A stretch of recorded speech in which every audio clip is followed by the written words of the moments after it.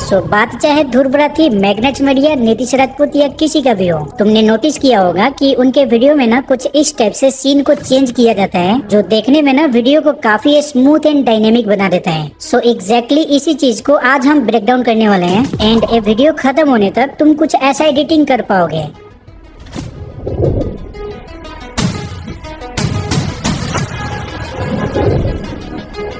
So let's begin. Okay, so practical पे जाने से पहले 3D ट्रांजिशन कराने का पीछे का प्रोसेस को समझ लेते हैं। सी 99% 3D ट्रांजिशन इन 3 रूल्स पे बेस्ड होता है। Rule number 1, left right transition. अगर तुम अपने सीन ए को लेफ्ट या राइट डायरेक्शन में ट्रांजिशन कराना चाहते हो, देन तुम्हारा ऑब्जेक्ट का प्लेसमेंट वर्टिकली दोनों साइड के एजेस को टच करता हो। फॉर एग्जाम्पल इस वीडियो में देखो, ये वाला वही ऑब्जेक्ट है जिससे ट्रांजिशन होने वाली है। अब क्लिप देखो।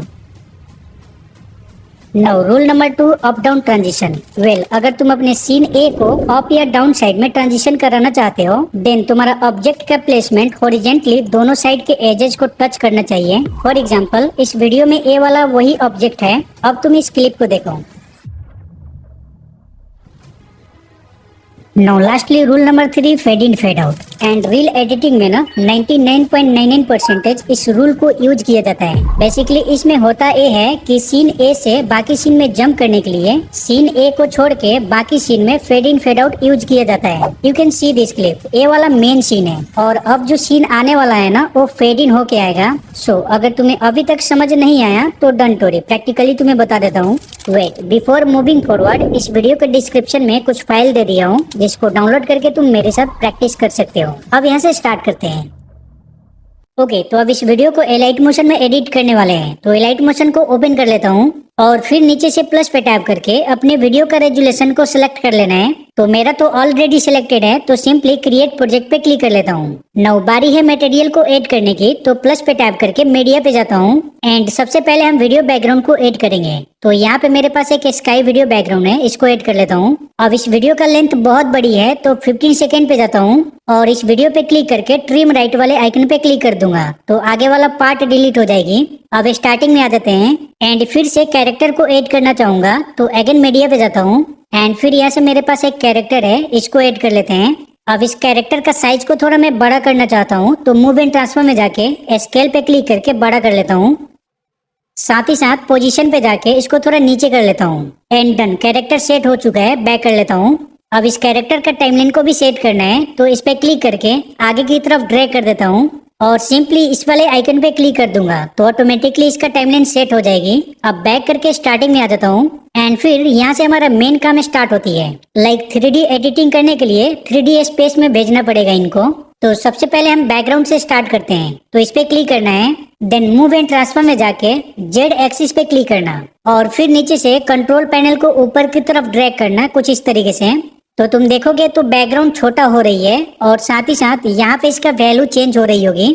तो मैं एक काम करता हूँ, यहाँ पे डायरेक्टली 500 टाइप कर देता हूँ एंड देन इसको डन कर लेता हूँ। अब पीछे का बैकग्राउंड छोटा हो गया तो कोई बात नहीं, स्केल पे जाके इसको वापिस से बड़ा कर लेना।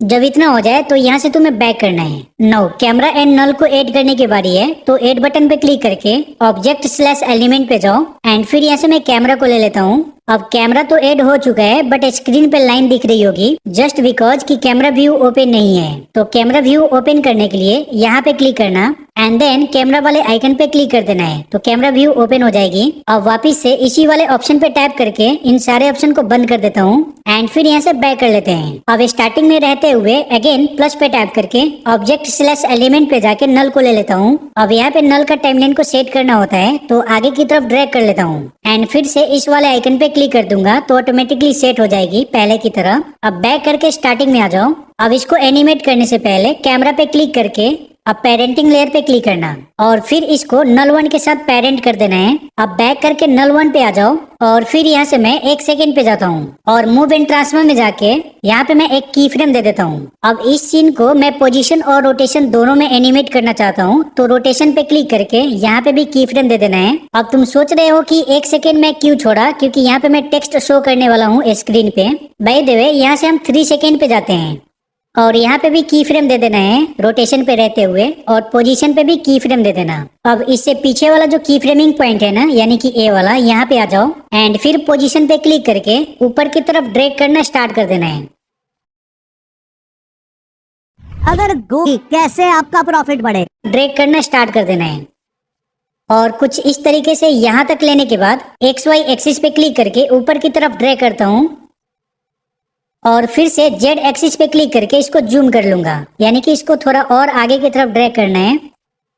यहाँ पे ले आके छोड़ देता हूँ, और फिर इसी पोजीशन पे रहते हुए रोटेशन पे क्लिक करके थोड़ा रोटेट कर देता हूँ, लाइक इसको -15 कर देते हैं, एंड फिर डन कर लेता हूँ। अब इसके बीच में हम ग्राफ अप्लाई कर लेते हैं, तो यहाँ पे क्लिक करना और फिर फोर्थ वाले ग्राफ को दे देता हूँ। अब बैक करके पोजीशन पे क्लिक करके इसमें भी फोर्थ वाले ग्राफ को अप्लाई कर देता हूँ। अब देखोगे तो 1 सेकेंड पीछे वाला बैकग्राउंड छोटा हो गया, तो बैक करके वीडियो बैकग्राउंड पे जाओ, मूव एंड ट्रांसफर में जाके स्केल पे क्लिक करके फिर से बड़ा कर लेना, एंड फिर यहाँ से मैं बैक कर लेता हूँ। अब अगर मैं इसको प्ले करके दिखाऊं तो कुछ ऐसा बन गया है,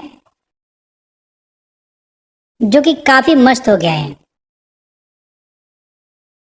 अब इसमें जो टेक्स्ट वाला काम है ना, वो हम बाद में ऐड कर लेंगे। फिलहाल हम सेकेंड एनिमेशन स्टार्ट कर लेते हैं। तो उसके लिए फिर से तुम्हें स्टार्टिंग में आना है और प्लस पे टैप करके ऑब्जेक्ट/एलिमेंट पे जाके एक और नल ले लेना। अब कुछ लोग बोलेंगे कि नल इतना ऐड करने की जरूरत क्या है, तो देखो मल्टीपल्स नल ऐड करने की जरूरत इसीलिए है क्योंकि एनिमेशन को मैं रोकना नहीं चाहता।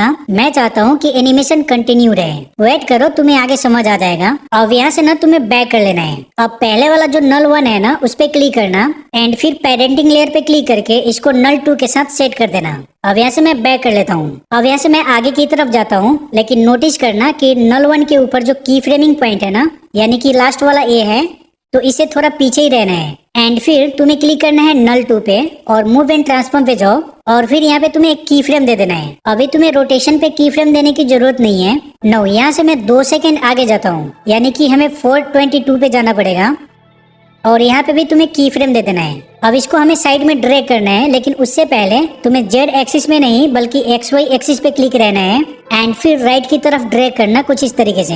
अब जैसे ड्रैग करोगे ना, तो यहाँ पे वाइब्रेट होगा फोन। दैट मीन हमें गाइड करता है कि अलाइनमेंट सही जा रहा है या नहीं। तो मैं कुछ इस तरीके से ड्रैग कर लेता हूँ एंड कुछ यहाँ पे ले आके छोड़ देना है। अलाइनमेंट सही कर लेना, यानी कि वाइब्रेट जहाँ पे हो जाए वहाँ पे छोड़ देना। अब अलाइनमेंट सही हुआ या नहीं वो चेक करने के लिए थोड़ा पीछे करके देख लेना।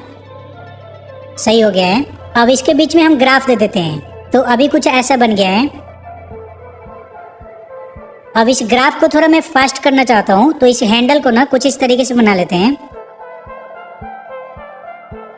परफेक्ट। अब इस पोजीशन पे आके यहाँ से मैं बैक कर लेता हूँ। अब ऑब्वियसली हमें सीन 1 से सीन 2 में जंप करने के लिए बीच में कुछ ना कुछ तो होना चाहिए ना, ट्रांजिशन करने के लिए। अब उसके लिए तुम जाओ तो कोई भी एलिमेंट यूज कर सकते हो। ऐसा एलिमेंट यूज करना जो ऊपर और नीचे दोनों टच कर जाए। फॉर एग्जाम्पल मैं यहाँ से एक ट्री पीएनजी ऐड करना चाहूंगा। लाइक मेरे पास एक ट्री पीएनजी है, ये वाला, इसको ऐड कर लेते हैं। अब यहाँ पे ट्री पीएनजी नहीं दिख रही है, तो मूव एंड ट्रांसफर में जाओ एंड फिर राइट साइड में ड्रैग करना है कुछ इस तरीके से, तो यहाँ पे आ जाएगी। अब इसको स्केल पे क्लिक करके बड़ा कर लेता हूँ। इतना होने के बाद पोजीशन पे आ जाओ और जेड एक्सिस पे क्लिक करके थोड़ा इसको नीचे की तरफ ड्रैग करना, यानी कि ए भी अब 3D स्पेस में चला गया है। तो एक काम कर लेते हैं ना, यहाँ पे क्लिक करके इसको -300 कर लेता हूँ, ताकि तुम्हें फॉलो करने में काफी सही हो जाएगा। एंड फिर यहाँ से मैं बैक कर लेता हूँ। अब इसका भी टाइमलाइन को सही करना पड़ेगा, तो आगे करके और यहाँ पे मैं क्लिक कर लेता हूँ, फिर से आगे करके यहाँ पे मैं क्लिक कर लेता हूँ। अब बैक करके दिखाता हूँ कि अभी कैसा हुआ है। ऑब्वियसली हमें फिक्स करना होगा उसको। अब देखो ये जो ट्री है ना, बिल्कुल साइड में हो जाना चाहिए जैसे एनिमेशन खत्म हो रहा है। तो उसके लिए ना नल 2 से हम इसको एनिमेट किए थे, तो नल 2 पे क्लिक करके इसका जो लास्ट की फ्रेमिंग पॉइंट है ना, यहाँ पे आ जाओ एंड फिर से इसको मैं ड्रैग कर लेता हूँ इस तरीके से। इतना करने के बाद अब प्ले करके दिखाता हूँ। काफी सही। अब यहाँ से मैं बैक करता हूँ एंड यहाँ पे एक प्रॉब्लम दिखाता हूँ कैसा है। लाइक यहाँ पे तुम देखोगे तो एक पीछे का बैकग्राउंड छोटा हो रहा है, तो बैक करके ना बैकग्राउंड पे जाओ, मूव एंड ट्रांसफर में जाके स्केल पे क्लिक करके बड़ा कर लेना। अब चेक कर लेते हैं। अब अंदर वाला तो फील हो चुका है, बट देखोगे तो दूसरी साइड में थोड़ा एक्स्ट्रा पार्ट निकल गया। ये वाला बैकग्राउंड का, तो वो बहुत इजीली फिक्स हो जाएगी, उसका टेंशन मत करो। नो, यहाँ से हमारा सेकेंड सीन को सेट कर लेते हैं। तो प्लस पे टैप करके मीडिया पे जाता हूँ एंड फिर यहाँ से मैं एक होम पीएनजी को ऐड करना चाहूंगा। लाइक इसको ऐड कर लेते हैं। अब ए भी नहीं दिख रही है तो मूव एंड ट्रांसफर में जाके इसको ड्रैग करोगे ना तो आ जाएगा वहाँ पे। इसको थोड़ा मैं बड़ा कर लेता हूँ। जब इतना कर लो तो पोजीशन पे जाके जेड एक्सिस पे क्लिक करना एंड ऑब्वियसली इसको भी हमें 3D स्पेस में भेजना पड़ेगा। तो आगे की तरफ ड्रैग करता हूँ एंड ध्यान देना यहाँ पे कि स्काई वाला वीडियो बैकग्राउंड है ना, उसके जस्ट पीछे चला गया है, लेकिन उसके पीछे नहीं भेजना है बल्कि थोड़ा आगे ही रहने देना है इस तरीके से। एंड अब देखना कि अगर छोटा दिख रही है ना तो स्केल पे जाके बड़ा कर लेना। अब ए वाला भी काम हो चुका है। अब बैक करके ना इसका टाइमलाइन को सही कर लेता हूँ।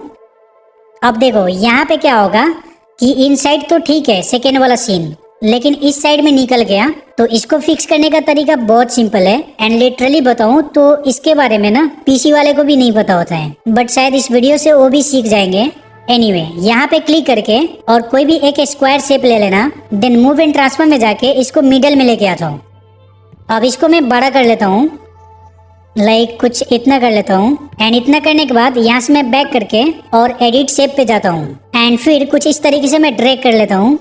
जब इतना हो जाए तो फिर से बैक करके और इसका टाइमलाइन को सही कर लेते हैं और इस पोजीशन पे आ जाता हूँ। मूव एंड ट्रांसफर में जाके इसको यहाँ पे लेके आना है, यानी कि ट्री के मिडल में सेट कर देना है इसको और फिर यहाँ से बैक कर लेते हैं। अब यहाँ से ना तुम बहुत ध्यान से देखना, लाइक ये जो ट्री है ना इस पे क्लिक करो, मूव एंड ट्रांसफर में जाओ और जेड एक्सिस का वैल्यू देख लो, लाइक -300 है। तो यहाँ से मैं बैक कर लेता हूँ। अब जो ये शेप लिया हो ना इस पे क्लिक करूंगा, मूव एंड ट्रांसफर में जाके जेड एक्सिस पे क्लिक करता हूँ एंड फिर इसको -299 कर देता हूँ। अगर इसको 301 करूँ तो एक ट्री के ऊपर आ जाएगा जो कि बिल्कुल रॉन्ग हो जाएगा। तो इसको एक कम करके रखना है, तो इसको मैं कर लेता हूँ 299। तो एग्जैक्टली इस ट्री के थोड़ा ही पीछे ये सेट हो चुका है। अब यहाँ से मैं डन कर लेता हूँ एंड फिर इस शेप को इस बैकग्राउंड से, यानी कि जो बैकग्राउंड फालतू में निकल रहा था ना, इसके नीचे छोड़ देना। अब इस बैकग्राउंड पे क्लिक करो। अब टॉप साइड कॉर्नर के 3 डॉट पे क्लिक करके सिंपली क्रिएट क्लिपिंग मास्क पे क्लिक कर देना एंड डन। तुम्हारा काम हो चुका है। अब मैं प्ले करके दिखाता हूँ एंड डन, तुम्हारा काम हो चुका है। अब मैं प्ले करके दिखाता हूँ। परफेक्ट। अब ये छोटा हो रहा है तो कोई बात नहीं, एक काम कर सकते हो, पहले तो बैकग्राउंड पे जाओ और यहाँ से स्केल कर सकते हो एंड देख लो अभी कुछ ऐसा हो गया है। नो, यहाँ से मैं एक सेकेंड कैरेक्टर को ऐड करना चाहूंगा, लाइक इसको ऐड कर लेते हैं एंड फिर से कैरेक्टर गायब है तो मूव एंड ट्रांसफर में जाके इसको ड्रैग करके लेके आ जाना। अब इस पोजीशन पे आ चुका है बट यहाँ पे नहीं दिख रही है, तो जेड एक्सिस पे क्लिक करके और इसको आगे की तरफ ड्रैग करना, यानी नीचे की तरफ। लाइक इसको मैं -500 कर लेता हूँ और फिर XY एक्सिस पे क्लिक करके नीचे कर लेते हैं। बेसिकली इसको सेट कर लेना है। अब इसका भी टाइमलाइन को सही कर लेता हूँ।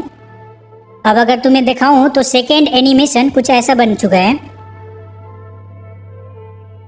ये सेकेंड एनिमेशन थोड़ा फास्ट हो रही है तो कोई बात नहीं, नल 2 पे जाओ, मूव एंड ट्रांसफर में और जो लास्ट वाला की फ्रेमिंग पॉइंट है ना, इसको थोड़ा आगे की तरफ ड्रैग कर लेता हूँ एंड अभी काफी सही हो जाएगी।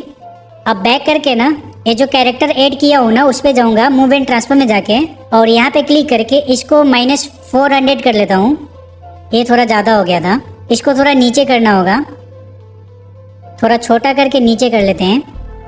अब इस कैरेक्टर का मुझे एक माउथ सेट करना है तो यहाँ से मैं क्लिक करके इसको ऐड कर लेता हूँ और फिर से इसी पोजीशन पे लेके आ जाऊंगा जैसे मैंने पहले बताया था। अब फिर से नहीं दिख रही है तो यहाँ से बैक कर लेते हैं, कैरेक्टर पे क्लिक करके मूव एंड ट्रांसफर में जाऊंगा और ये नंबर देख लो -400 है तो इस पे क्लिक करके इसको भी -400 कर लेता हूँ एंड फिर इसको छोटा कर लेता हूँ।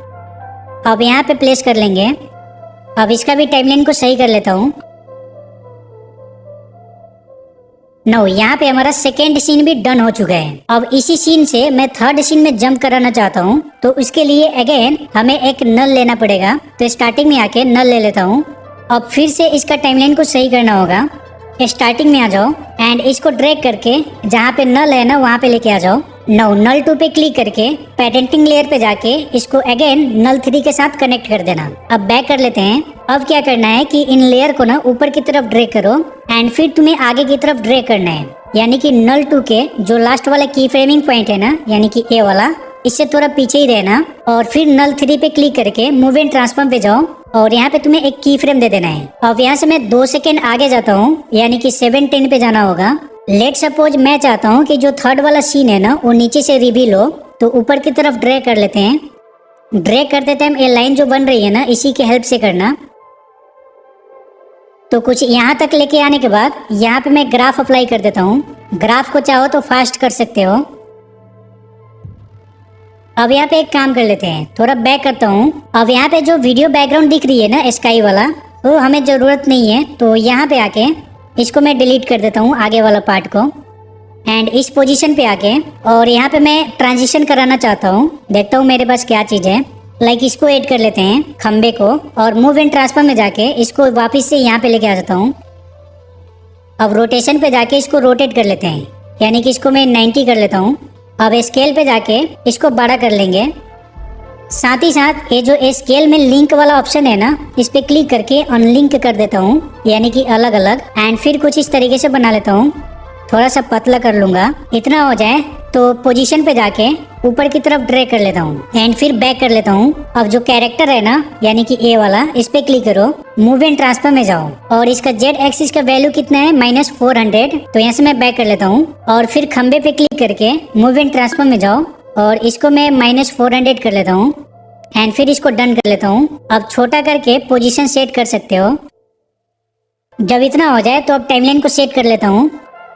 अब तुम्हें स्टार्टिंग में आके देख लेना है कि जो एलिमेंट है ना जिसे हम ट्रांजिशन कराने वाले हैं वो विजिबल नहीं होना चाहिए। अब थोड़ा मैं आगे करता हूँ एंड यहाँ पे हमारा ट्रांजिशन देख सकते हो कि ये पूरा हाइड नहीं हो पाया। तो नल 3 पे जाते हैं, मूव एंड ट्रांसफॉर्म में जाके और जो लास्ट वाला की फ्रेमिंग पॉइंट है ना यहाँ पे आ जाते हैं और फिर नीचे की तरफ ड्रैग करके इस खंबे को पूरा गायब कर देता हूँ, यानी कि सीन से बाहर कर देना है। एंड अभी कुछ ऐसा हो गया है, देख लो।